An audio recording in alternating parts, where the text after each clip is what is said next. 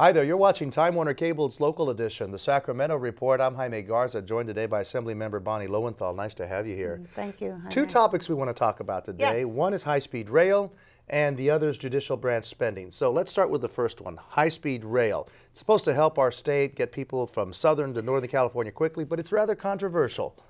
Well, it will be the largest public works project that we've ever seen, and it has tremendous potential. But I think we're trying to address the portion that's controversial.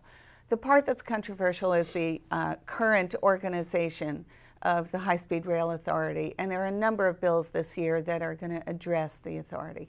What's going on here? We're looking at the way the money's being spent. We're overspending money. What's really the concern here? Well, we've barely started, actually, but we do want to have a better structure of the organization. One of my bills has an inspector general to provide the oversight, and I've initiated a working group to bring all the players together so we can be, I hate to use this pun, on board, so that we can have a project that will work.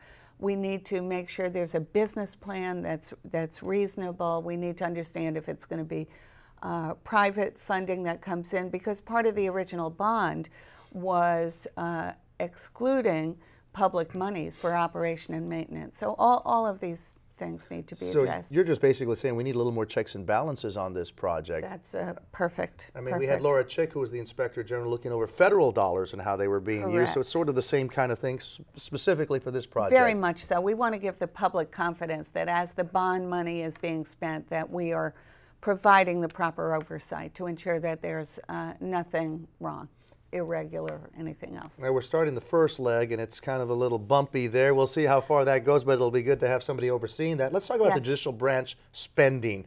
And this is really about, what, a computer system that's trying to link all of the agencies together? Or is it bigger than that? Well, we had a lot of concern from many of the judges across the state about how much was being spent on a computer system. At the same time, courtrooms were being closed, and so access to justice was really in peril, frankly. So I asked for an audit. The audit came back from the state auditor and basically said that a project that was initially going to spend something like $260 million had blossomed and become $1.9 billion. $1.9 billion. That's not the kind of money we should be spending now. Where did it happen? Where did the slip-up happen here? Is it just that there was no oversight here? Just like on the rail project, you want oversight. Does there need to be more people paying attention to every dollar? Well, we always need to be paying attention, and that's what the legislature's responsibility is. But actually, the administrative office of the courts was responsible for the project, and they kept adding money after money after money and spending, and that's what happened. So that's why there was a lot of complaint from the court system. How is that possible, though? If we have a certain amount of money dedicated to one project to look at it, how is it that we constantly add more and more dollars? How does that happen? As I understand it, the way the court system functions, they receive a budget, and that budget is managed for the entire court system by the administrative office of the courts. And so that's why we tried to put a halt to it. Are you basically saying then that $1.9 billion is, we're not seeing anything really for it, right? Well, it hasn't been spent yet. So you're trying to stop that. We want to stop that train. We want to stop that train.